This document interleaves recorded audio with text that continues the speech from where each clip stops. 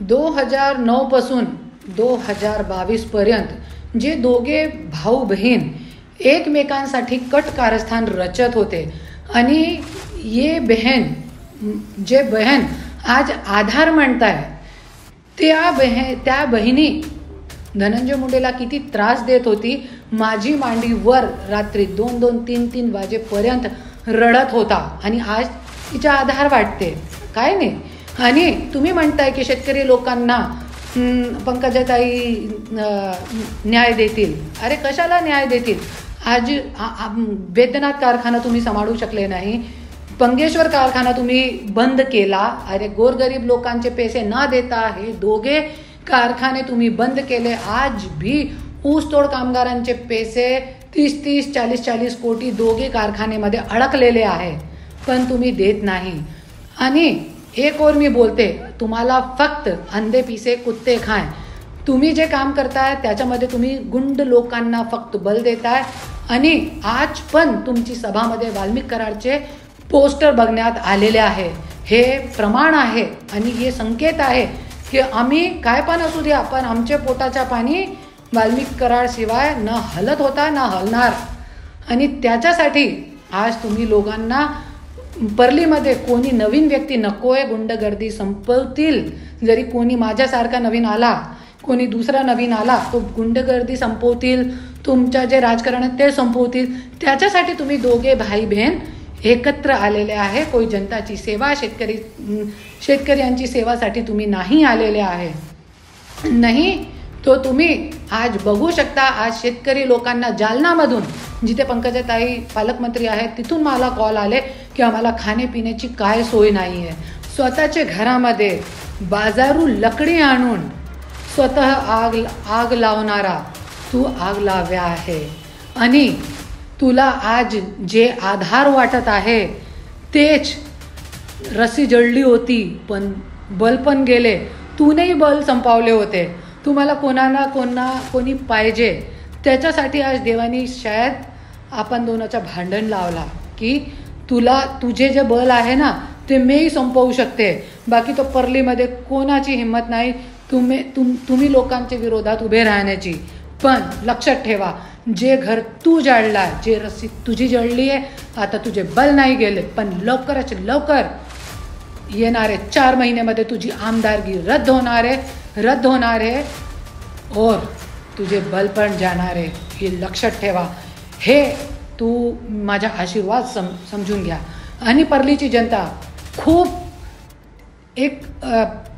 परलीची जी जनता आहे, अगोदर पण त्यांनी इन्साफ केलेला आहे. इन्साफ देणारी जनता आहे परलीची. अगोदर पण तूही सांगितलं होतं ना, तिची रस्सी जळली पण बल नाही गेले है ना. तो बल तुम्ही संपवले ना, तुझे बल मी संपवणार, 100% संपवणार. दशहऱ्याच्या दिवशी मी तुला शब्द देते. प्राण गेले तरी चालेल, तुम्ही 18 तुकडे करणार असा मला शब्द दिलेला आहे ना.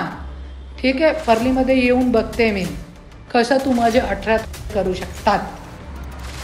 मी बी तुझी बायको आहे, लक्षात ठेवा. धन्यवाद. तर मंडळी, या होत्या धनंजय मुंडे यांच्या विभक्त पत्नी करुणा शर्मा मुंडे. काल गोपीनाथगड या ठिकाणी पंकजा मुंडे आणि धनंजय मुंडे यांनी दसरा मेळावा घेतला.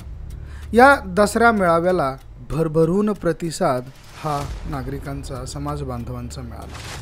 राज्यामध्ये पूरपरिस्थिती आहे आणि या पूरपरिस्थितीच्या पार्श्वभूमीवर विविध दसरा मेळावे बीड जिल्ह्यामध्ये चर्चेचा विषय ठरले होते. त्यातला पंकजा मुंडे आणि धनंजय मुंडे यांनी एकत्र येत जो दसरा मेळावा घेतला तो देखील अतिशय चर्चेचा विषय होता. त्याचबरोबर नारायणगड या ठिकाणी देखील मनोज जरांगे पाटील यांचा दसरा मेळावा होता. या ठिकाणी देखील मनोज जरांगे यांनी मराठा समाजातील व इतर समाजातील बांधवांना अतिशय महत्त्वाचे विधानं केले आणि त्याचबरोबर पंकजा मुंडे यांनी गुलामगिरीतील गॅजेट असा जो उल्लेख केला होता त्यावरती खडबडून असा टोला जरांगे यांनी पंकजा मुंडे यांना लावला. आणि हे सगळं होत असताना आता एक नवीन व्हिडिओ सध्या सोशल मीडियावरती व्हायरल होतो आहे. मंडळी, गेल्या कित्येक वर्षांपासून पंकजा मुंडे या गोपीनाथगड या ठिकाणी दसरा मेळाव्याचं आयोजन करतात. काही वर्ष म्हणजेच मागची काही वर्ष गोपीनाथगड या ठिकाणी जो दसरा मेळावा व्हायचा त्या दसरा मेळाव्यात धनंजय मुंडे हे कुठेच दिसत नव्हते. पण मागच्या वर्षी सत्तेतली समीकरणं बदलली आणि या बदलत्या समीकरणामुळे पंकजा मुंडे आणि धनंजय मुंडे हे युतीमध्ये सामील झाले. आता राजकीय समीकरणं बदलली तशी या बहीण भावांच्या नात्यातली आणि राजकीय वाटचालीची समीकरणं देखील बदलली. पूर्वी एकमेकांच्या अगदी विरोधात उभे राहणारे हे बहीण भाऊ आता एक सोबत आलेले आहेत आणि याच गोष्टीवर याच मुद्द्यावर धनंजय मुंडे यांच्या विभक्त पत्नी करुणा शर्मा मुंडे यांनी घणाघाती आरोप हे धनंजय मुंडे आणि पंकजा मुंडे या दोनही मंडळींवर केला. धनंजय मुंडे हे तेव्हा रात्री 2-2, 3-3 वाजेपर्यंत माझ्या मांडीवर डोकं ठेवून रडत होते आणि आता त्यांना पंकजा ताईंचा त्यांच्या बहिणीचा इतका पुळका आलाय की बोलताना त्यांना शब्द देखील कमी पडतात. धनंजय मुंडे गेल्या कित्येक दिवसांपासनं हे शांत होते. काल ते दसरा मेळाव्याच्या निमित्ताने बोलले आणि बोलत असताना भरभरून कौतुक त्यांनी पंकजा मुंडे यांचं केलं आणि हीच गोष्ट कुठेतरी संधी साधूपणाने ते बोलले आहेत. त्यांच्या बोलण्यामध्ये एक आणि वागण्यामध्ये एक असतं असं करुणा शर्मा मुंडे यांचं म्हणणं आहे. धनंजय मुंडे हे धोकेबाज आहेत असं त्या म्हणतात.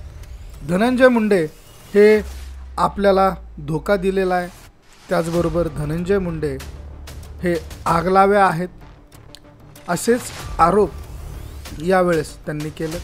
तर पंकजा मुंडे यांनी देखील खूप त्रास धनंजय मुंडे यांना दिलेला आहे आणि धनंजय मुंडे हे कसे अस्वस्थ होते आणि माझ्यासोबत ते कसे व्यक्त झाले हे देखील त्यांनी या व्हिडिओमध्ये सांगण्याचा प्रयत्न केलेला.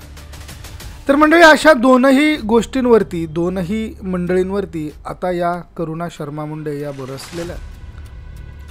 धनंजय मुंडे तेव्हा माझ्यासोबत काय काय बोलले होते, कशा पद्धतीचं बोलले होते, ह्या सगळ्या गोष्टींचा उल्लेख त्यांनी त्यांच्या या लाईव्हमधनं केलेला आहे. धनंजय मुंडे यांच्यावरती त्यांनी आरोप तर केलेच, याशिवाय त्यांनी पंकजा मुंडे यांच्यावरती देखील घणाघाती आरोप केलेले आहेत.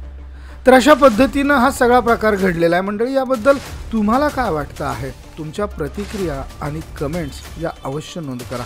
हा व्हिडिओ तुम्हाला आवडला असेल तर शेअर जरूर करा.